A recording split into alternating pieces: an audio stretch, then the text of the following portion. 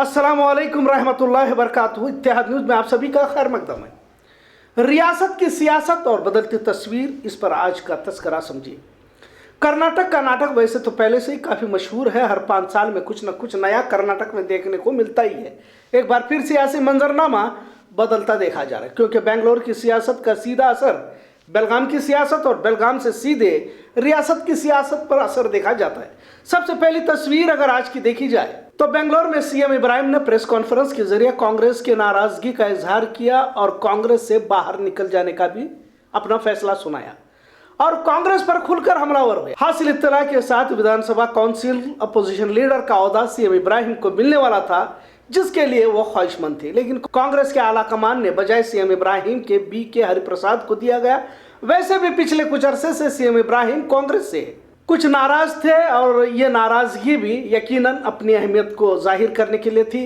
CM Ibrahim एक बुजुर्ग कांग्रेस कायद है, इन्हें काफी तजर्बा भी है, लेकिन इन्होंने पिछले कुछ अरसे से जो दूरियां कांग्रेस से इख्तियार की थी, शायद अपनी अहमियत को इस तरह वाजा करना चाहते थे, लेकिन आज इनकी उम्मीदों पर पानी फेर दिया गया। इत्तला के मुताबिक सिद्धरामैया ने तो हिमायत की थी, लेकिन DK शिवकुमार ने BK हरिप्रसाद की हिमायत की और इन्हें ही आखिर में अपोजिशन लीडर बनाया गया। इससे पहले भी कई मरतबा सीएम इब्राहिम पर कांग्रेस पार्टी छोड़ने की अफवाहें गश्त करती रही, यहाँ तक कि एमआईएम में भी दाखिल होने की बात कही गई थी, लिहाजा इसका इनकार बाद में खुद सीएम इब्राहिम ने किया। खैर, अब एक खबर हासिल हुई है कि कांग्रेस से निकलकर JDS में शमूलियत अख्तियार कर सकते हैं। वैसे भी भाजपा और कांग्रेस में अक्सर लीडर JDS से ही निकलकर भाजपा में आए हैं। आखिर JDS में जाने का फैसला सीएम इब्राहिम ने क्यों लिया, इसकी एक और अहम वजह यह भी है कि बेलगाम जिले के रमेश जारकिहोली भी भाजपा से नाराज चल रहे हैं, क्योंकि इन्हें भी वजारत नहीं दी गई। उमेश कत्ती और अनिल बेन के करजोड़, लक्ष्मण सऊदी और भी दीगर भाजपाई रमेश जारकिहोली मुखालिफ होने की बात कही जा रही है।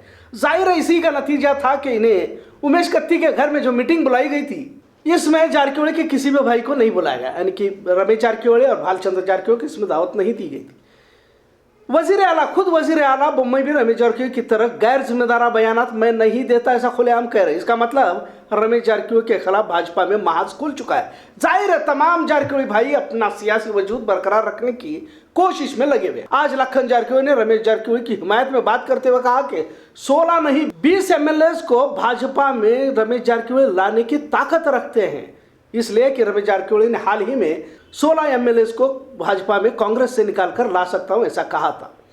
आज गोकाक में साफियों से बात करते हुए कांग्रेस का सतीश जारकिहोली ने कहा कि लखन और रमेश जारकिहोली कांग्रेस में नहीं आएंगे बल्कि भाजपा में ही रहेंगे, और लखन जारकिहोली को तो कॉर्पोरेशन लेवल के वो सियासत करते हैं, ऐसा भी कहा। खैर, रमेश जारकिहोली लखन जारकिहोली दोनों भाजपा के ही हैं, ऐसा सतीश जारकिहोली शायद कहना चाहते हैं। इधर खुद रमेश जारकिहोली RSS की हिमायत, भाजपा की हिमायत के साथ खुद को बड़े वफादार भाजपाई साबित करने की पुरजोर कोशिश कर रहे हैं, लेकिन भाजपा के लोगों में इन पर भरोसा नजर नहीं आ रहा और वो खुद भी जानते हैं, लेकिन इसके बावजूद भी वो इस तरह का नाटक करने पर मजबूर है। लिहाजा जाहिर में भले ही जारकिहोली भाइयों ने कुछ भी कहा हो, लेकिन भाजपा से किनारा करने की पार्टी की पॉलिसी को भी लखन जारकिहोली, भालचंद्र जारकिहोली और रमेश जारकिहोली महसूस कर रहे हैं। अपने कुछ हिमायतों के साथ रमेश जारकिहोली JDS में दाखिल हो सकते हैं, ऐसी भी इत्तला और चर्चा पूरे जिले सतह पर जोरों पर है। सियासी इंतखाबात 1 साल के अरसे पर है और बहुत सारी तब्दीलियां होने जा रही है, ऐसा माहिरीन का कहना है। कांग्रेस हुकूमत बना सकती है, लेकिन जैसे कुमारस्वामी ने पहले ही कहा था कि 2023 में मैं असल सियासत दिखाऊंगा, और आज भी उन्होंने फिर से हुकूमत में आने की बात कही और अपने आप को किंग मेकर साबित करने की भी कोशिश की। आज उन्होंने इजलास के जरिए से यही साबित करने की कोशिश की है। कहीं फिर से अगर किंग मेकर बनती है तो इसके लिए कौन वो लोग होंगे जो हुकूमत बनाने में साझेदारी इख्तियार करेंगे। जिलाई वजारत रमेश जारकिहोली को मिल जाए, इसकी कोशिश तो खुद रमेश जारकिहोली ने दिल्ली दरबार में हाजिर लगाई थी और RSS के लीडरों का भी आशीर्वाद लिया था, लेकिन इनके आशीर्वाद का कुछ भी फायदा नहीं हुआ, क्योंकि वजारत ना मिला इसके लिए भी काफी लोगों ने जोर लगाया था। लिहाजा किसी तरह रमेश जारकिहोली को बाहर ही रखा गया। इस बात पर कुछ लोग अड़े हुए थे और जब से कांग्रेस हुकूमत को गिराकर भाजपा की सरकार बनाई थी, रमेश जारकिहोली का बढ़ता तसल्लुत भी कईयों को चुभ रहा था। जाहिर है सीडी मामले ने तमाम मसलों को ही हल कर दिया। खैर, अब भाजपा में जो 17 लोग कांग्रेस से JDS में गए थे, कुछ लोगों के राब्ते में अब भी रमेश जारकिहोली होने की बात कही जा रही है। लिहाजा जेडीएस का आने वाला चुनाव में अहम किरदार होगा ऐसा कहा जा रहा है। और वैसे भी जेडीएस के मुखिया कुमारस्वामी को हर हाल में इख्तियार हासिल करने की भूख होती है, ऐसा अक्सर कहा जाता है। फिर कांग्रेस हो या भाजपा, किसी से भी कुमारस्वामी हाथ मिला सकते हैं। सीएम इब्राहिम को कांग्रेस से नाराजगी और जेडीएस की राह तैयार करने के साथ क्या रमेश जारकिहोली भी जेडीएस में जा सकते हैं कि चर्चा जोरों पर है। वैसे भी इन दोनों को यही एक राह है, यही एक रास्ता बचा हुआ है। शायद इसी राह पर चलकर अपने सियासी मुस्तकबिल को ये लोग बचा सकते हैं, ऐसा कहा जा रहा है। लिहाजा जरूरत है कि भाजपा या कांग्रेस को अक्सरियत हासिल ना हो और जेडीएस किंग मेकर का रोल अदा करे, वरना तो इनका जेडीएस में दाखिल होना भी कुछ फायदेमंद न साबित होगा। भाजपा कायदों की फहश हरकतों की अपनी तारीख रही है। इससे पहले भी कई लीडरों की सोशल मीडिया पर वायरल तस्वीरों के साथ अय्याशी करते हुए देखा गया। लिहाजा एक और भाजपा लीडर ने गोवा चुनाव तशहीर के लिए जाकर अपनी ही खुद की नंगी तस्वीर भाजपा रियासती व्हाट्सएप ग्रुप में शेयर की, जिससे एक बार फिर जिल्लत का शिकार होना पड़ रहा है। खैर, कईयों ने इस खबर को मीडिया में आने से रोकने की कोशिश की। इसके बावजूद भी कई सारे न्यूज चैनल में भी इस खबर को चलाया गया। भाजपाइयों को शर्मिंदा होना पड़ रहा है। शशिकांत पाटिल नामी लीडर की इस हरकत को मीडिया ने भी इसे मंजर-ए-आम पर लाया। वजह है कि रियासती सतह के भाजपा खातून लीडरान भी इस ग्रुप में शामिल है, जिससे इस पर बहस जारी है। भाजपा की जानिब से अब तक कोई खास बयानात नहीं दिए गए, लेकिन शशिकांत पाटिल ने खुद ही अपने जिस्म के हिस्से को सोशल मीडिया पर अपलोड करने से हंगामा जरूर हुआ है।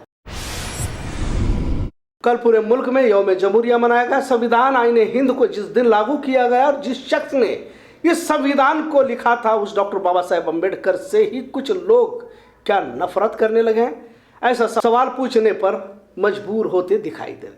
क्या माशरे में अब बाबा साहेब अम्बेडकर की भी मुखालफत की जा रही है? और धीरे धीरे ऐसा कहा जा रहा है कि फैसिस्ट ताकतें मुल्क में बढ़ती जा रही हैं। कल हमने शहर के मुख्तलिफ जगहों पर इस महामानव डॉक्टर बाबा साहेब अम्बेडकर की तस्वीर को नहीं देखा। क्या यह महज इत्तफाक हो सकता है या साजिश? क्योंकि सिर्फ महात्मा गांधी जी की तस्वीर देखी गई और एक जगह पे महात्मा गांधी जी के साथ संगोली रायन्ना की तस्वीर भी देखी गई, लेकिन जो खबर रायचूर से हासिल हुई है, इससे ऐसा लग रहा है कि महज गांधी जी की तस्वीर को लगाकर डॉक्टर बाबा साहेब अम्बेडकर की तस्वीर को हटाना ये भी साजिश का हिस्सा हो सकता है। क्या ऐसा सोचने पर मजबूर कर दिया गया। आज बेलगाम डीसी को दलित तंजीमों की जानिब से मुतालबा पेश करते हुए कहा कि सेशन जज मल्लिकार्जुन गौड़ा पर कार्रवाई की जाए। हासिल इत्तला के मुताबिक सेशन जज मल्लिकार्जुन गौड़ा ने तिरंगा परचम लहराने से पहले डॉक्टर बाबा साहेब अम्बेडकर की तस्वीर को गांधी जी की तस्वीर के पीछे जानबूझकर रखने का इल्जाम लगाया गया, लेकिन मल्लिकार्जुन गौड़ा ने इसका इनकार किया। लिहाजा पूरी रियासत में मुख्तलिफ जगहों पर जानबूझकर डॉक्टर बाबा साहेब अम्बेडकर की तस्वीर न लगाने को मनुवादियों की साजिश करार दिया, लेकिन इंतजामिया ने इस पर इनकार का इजहार किया है।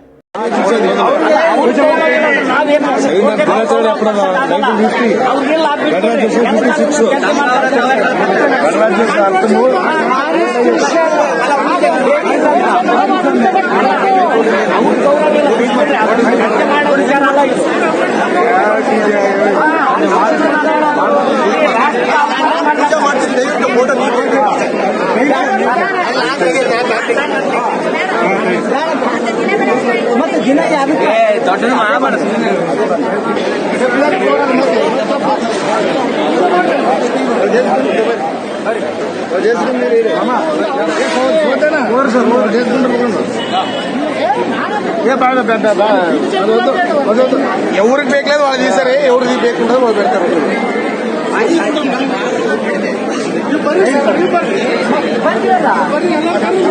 నిమ్మడి వద్దరా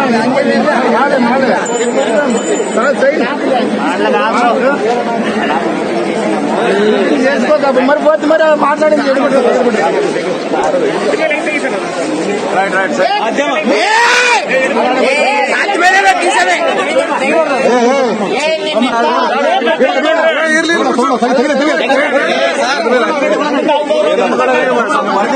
ವರದಿ ಮಾಡ್ರ ಯಾಕಂದ್ರೆ ಸರ್ಕಾರ ಈಚೆ ಮೇಲೆ ಒಂದು ಇದು ಬಾಬಾ ಸಾಹೇಬ್ ಅಂಬೇಡ್ಕರ್ ಅವರನ್ನು ಅವಮಾನ ಮಾಡಿದಂತ ರಾಯಚೂರು ಜಿಲ್ಲಾ ನ್ಯಾಯಾಧೀಶರಿಗೆ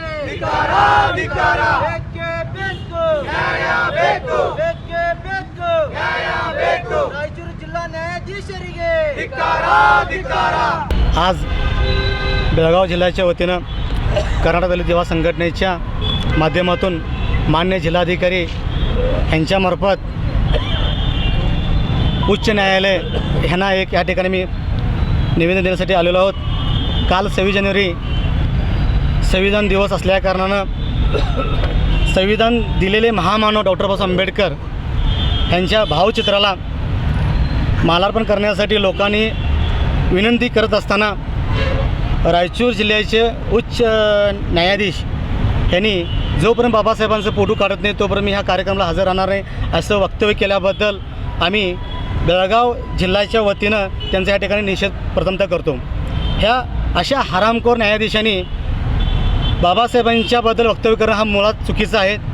कारण ज्या बाबासाहेबांनी जे घटना दिले त्या घटनेच्या माध्यमातून हा हरामखोर हा उच्च पदापर्यंत जाऊन पोचतो आहे आणि त्याच महामानवाचा त्या ठिकाणी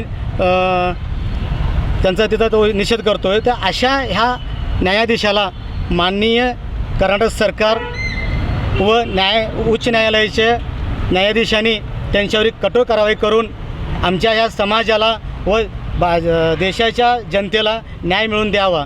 अन्यथा येणाऱ्या काळामध्ये आम्ही बेळगावच्या वतीनं व राज्याच्या वतीनं ज्या ठिकाणी ह्या घटना घडलेल्या आहे त्या रायचूर जिल्ह्यामध्ये जाऊन त्या न्यायाधीशाचा आम्ही या ठिकाणी निषेध करण्याला समर्थक आहोत. ಕರ್ನಾಟಕ ದಲಿತ ಯುವ ಸಂಘಟನೆ ಬೆಳಗಾವಿ ವತಿಯಿಂದ ನಾವು ಇವತ್ತು ಮಾನ್ಯ ಜಿಲ್ಲಾಧಿಕಾರಿಯ ಮುಖಾಂತರ ಮಾನ್ಯ ಮುಖ್ಯ ನ್ಯಾಯಾಧೀಶ ಉಚ್ಚ ನ್ಯಾಯಾಲಯ ಬೆಂಗಳೂರು ಹೈಕೋರ್ಟ್ಗೆ ನಾವು ಮನವಿ ಮಾಡ್ತಾ ಇದ್ದೇವೆ. ವಿಷಯ ಏನಪ್ಪ ಅಂತಂದರೆ ಜನವರಿ 26 ಗಣರಾಜ್ಯೋತ್ಸವ ದಿನದಂದು ಏನು ರಾಯಚೂರು ಜಿಲ್ಲೆಯಲ್ಲಿ ಜಿಲ್ಲಾ ನ್ಯಾಯಾಧೀಶರಾದಂಥ ಮಲ್ಲಿಕಾರ್ಜುನ್ ಗೌಡ ಅವರು ಡಾಕ್ಟರ್ ಬಾಬಾ ಸಾಹೇಬ್ ಅಂಬೇಡ್ಕರ್ ಅವರ ಭಾವಚಿತ್ರವನ್ನು ತೆಗೆದರೆ ಮಾತ್ರ ನಾನು ಪೂಜೆಗೆ ಬರ್ತೇನೆ ಅಂತ ಹೇಳಿ ಡಾಕ್ಟರ್ ಬಾಬಾ ಸಾಹೇಬ್ ಅಂಬೇಡ್ಕರ್ ಅವರಿಗೆ ಹಾಗೂ ಸಂವಿಧಾನಕ್ಕೆ ಅವಮಾನ ಮಾಡಿದ್ದಾರೆ. ಅದನ್ನು ನಾವು ಇವತ್ತು ಬೆಳಗಾವಿಯಲ್ಲಿ ಕರ್ನಾಟಕ ದಲಿತ ಯುವ ಸಂಘಟನೆ ವತಿಯಿಂದ ಖಂಡಿಸ್ತಾ ಇದ್ದೇವೆ. ಅದೇ ರೀತಿ ಮಾನ್ಯ ಉಚ್ಚ ನ್ಯಾಯಾಲಯ ಬೆಂಗಳೂರು ಅವರಿಗೆ ನಾವು ಮನವಿ ಏನಪ್ಪ ಅಂತಂದರೆ ಅವರು ಏನೋ ಒಂದು ಜಿಲ್ಲಾ ನ್ಯಾಯಾಧೀಶ ಸ್ಥಾನಕ್ಕೆ ಅವರು ಲಾಯಕ್ಕಿಲ್ಲ, ಅವರು ಕೂಡಲೇ ಅವರನ್ನು ವಜಾಗೊಳಿಸಬೇಕು ಮತ್ತು ಅವರಿಗೆ ಕಾನೂನು ರೀತಿ ಒಂದು ಕಠಿಣ ಕ್ರಮ ತಗೊಳ್ಬೇಕು. ಅದೇ ರೀತಿ ಒಂದು ರಾಷ್ಟ್ರ ದ್ರೋಹದ ಒಂದು ಇದು ಮಾಡಬೇಕಂತ ಹೇಳಿ ಅವ್ರನ್ನ ಗಡೀಪಾರು ಮಾಡಬೇಕಂತ ಹೇಳ್ಕರ್ ನಾವು ಇವತ್ತು ಕರ್ನಾಟಕ ದಲಿತ ಯುವ ಸಂಘಟನೆ ವತಿಯಿಂದ ಮನವಿ ಮಾಡ್ಕೋತಾ ಇದ್ದೀವಿ. 26 जनवरी जश्न यौम जमहूरिया के मौके पर मुख्तलिफ जगहों पर तिरंगा परचम लहरा गया, हुब्बुल वतनी के गीत गाए गए और मिठाइयाँ भी तकसीम की गई. खबरों का सिलसिला यूं ही चलता रहेगा. देखते रहे इत्तेहाद न्यूज़. शुक्रिया. अल्लाह हाफिज़.